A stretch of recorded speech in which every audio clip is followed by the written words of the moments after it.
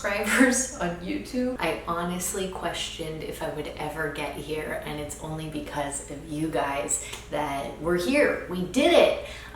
This has been a goal in my head since I started my YouTube channel. I know numbers and social media followings are so superficial and so insignificant in the scheme of life, but this number right here on this platform specifically has signified so much more to me in my life, and that's why it deserves its own video. So if you're not interested in watching me get all sappy, I don't blame you, and you can go ahead, keep on clicking through your YouTube black hole now. But I have some things to say that are really important to me and I feel should be shared with anyone interested in watching. I've been dealing over the past few months with this big, weird question in life. You know, I think we hit these phases, these seasons of life many times throughout life, and I'm in one, and I know I'll come out of it and be in a different season of life, and then I'll be back in one of, you know, what am I doing? What is my purpose? What are my goals? What do I want to do next? What do I want to be when I grow up, even though I'm a grown up? Having a little milestone be hit like this, 100,000 people subscribed to my channel.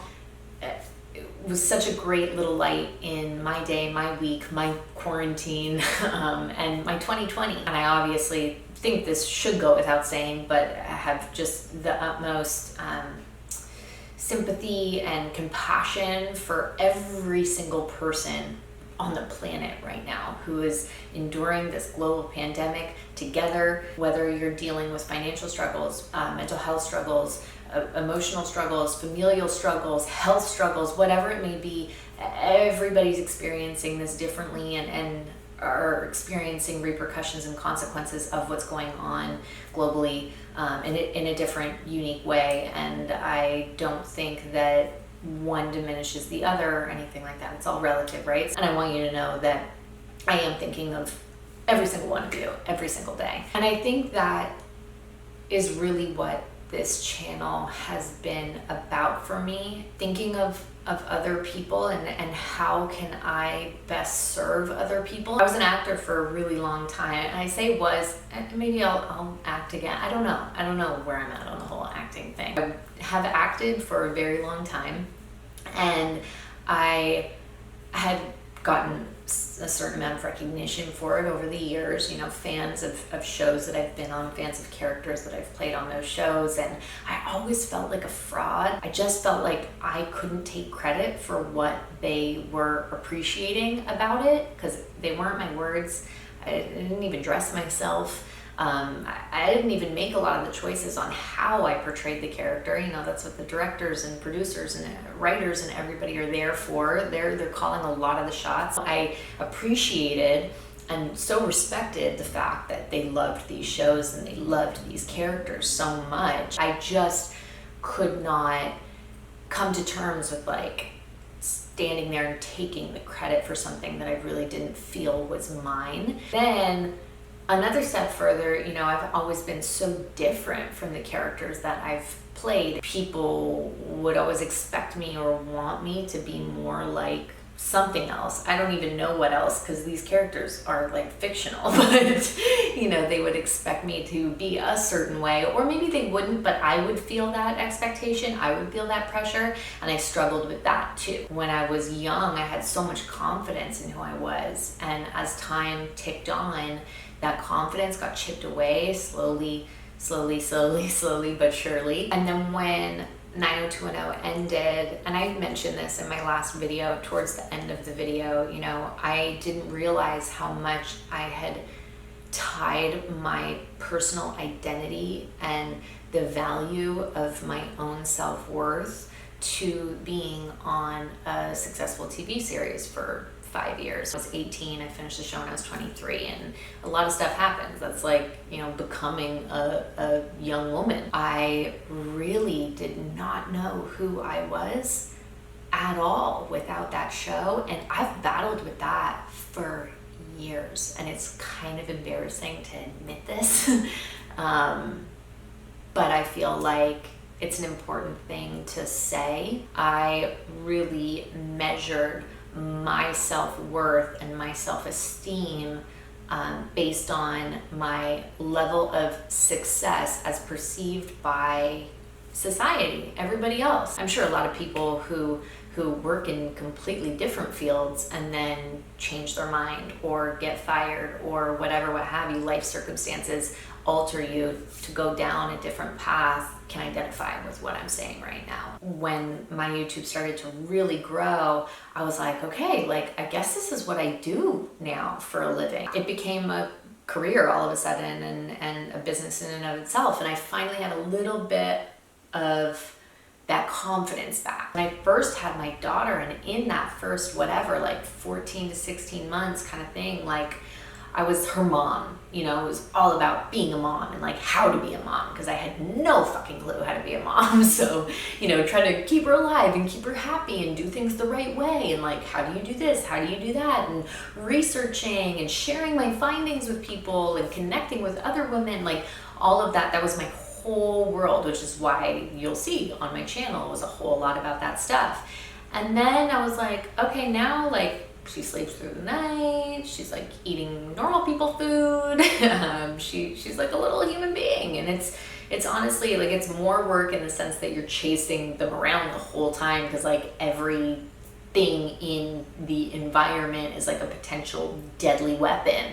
But it's a lot less work, a lot less questioning yourself, because it kind of, you know, it's a well-oiled machine by now and things are just kind of working. I know I'm not pre-baby Shenae, and I know I'm not like mommy bubble Shenae, so like who the fuck am I now? I'll always be her mom, obviously, and that's a huge part of my life, but I have more space, like more mental capacity to involve other things in my life now, and I don't know what this looks like for me. The growth on the channel seemed to kind of come to a halt, and I think it was honestly because I was just getting so in my head about everything. To me, it was like, okay, well, this is what I'm doing now, then like, again, I need to do it in a way and to a level that's going to be perceived as successful by everybody else, right? Then coronavirus happened, and that just threw everyone through a fucking loop, didn't it? The first 2 weeks, I was really obsessing over that anxiety. Like, what are we gonna do? And this is so scary, and when are we gonna see our families again? How are we gonna make money? Like all the same shit that everybody is going through. Most people are going through mentally. And I was like, ding, reality check. I just have so much to be grateful for, and I need to count my blessings every single day. And I know how easy it is for me to get in my head about stuff. And so instead of doing that, I really need to focus on being a light for other people and just working on myself. And I haven't had time to think about like numbers and goals and worries. What am I going to do with my life? What is my purpose? What does my career hold in the future? I haven't had time to think about any of that, because I've been focusing on bettering myself, focusing on helping other people, and really just being forced, thank God, to be present with my daughter, because when I get in my head, it holds me back from being present with her, and that just makes it that much worse, because I feel like the biggest mom guilt ever when I am like so wrapped up in my own worries and anxieties that I am not being mentally present with my daughter when I'm with her. All of this wonderfulness has been going on in me and around me, and then I hit 100,000 subscribers. Isn't it funny how that works? I still don't know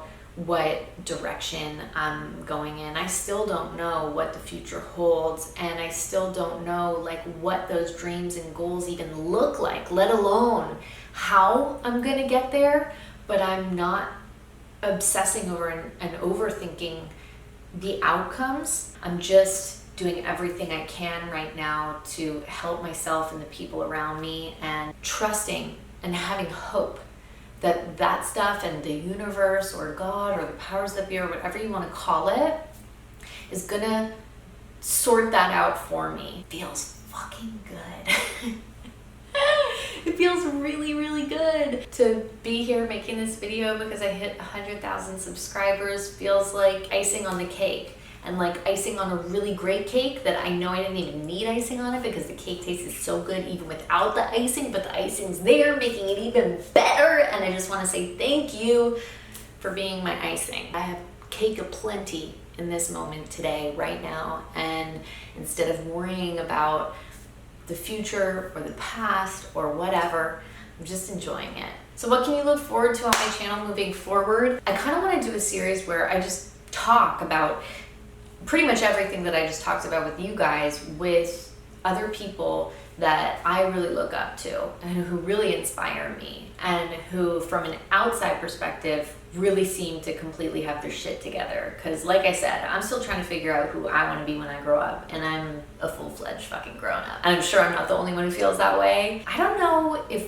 anyone ever really figures it out, but I want to find out if anyone ever really figures it out. And I want to look to the people who I think, and you probably think, have got it all figured out, and see where they're at, see what got them there, and see, you know, where they want to go. I've just so enjoyed sort of interviewing people. My recent video, the 90210 reunion, that's kind of accidentally the role that I played, because I orchestrated the whole reunion call, so I was the one asking questions, and it felt really great. Like, I loved having those conversations and the ability to just kind of pick people's brains and like ask them things that sometimes you wouldn't, if it was like off camera, feel like you had the ability to ask them. Like, it's almost too candid off camera, and yet on camera for some reason it feels like it's okay, because everyone knows that that's the intention of the dialogue.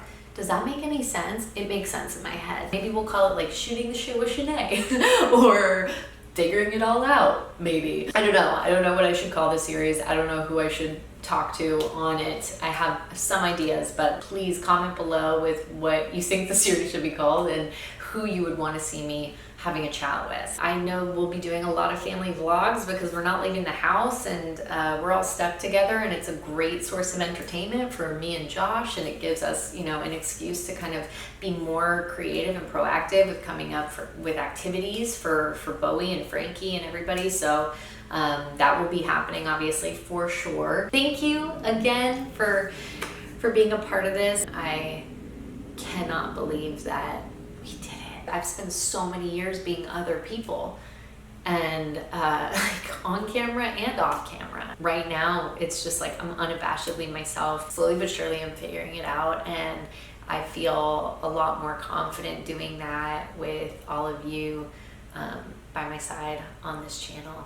And I really do think that life is so much easier when we can laugh at ourselves and laugh at each other and just navigate it together. And it's what we're doing here. So thank you. Thank you, thank you, thank you. I love you, and I will see you in the next video. 100,000 subscribers on YouTube. I still can't believe it. Can't wake the baby, so I'll just silent scream.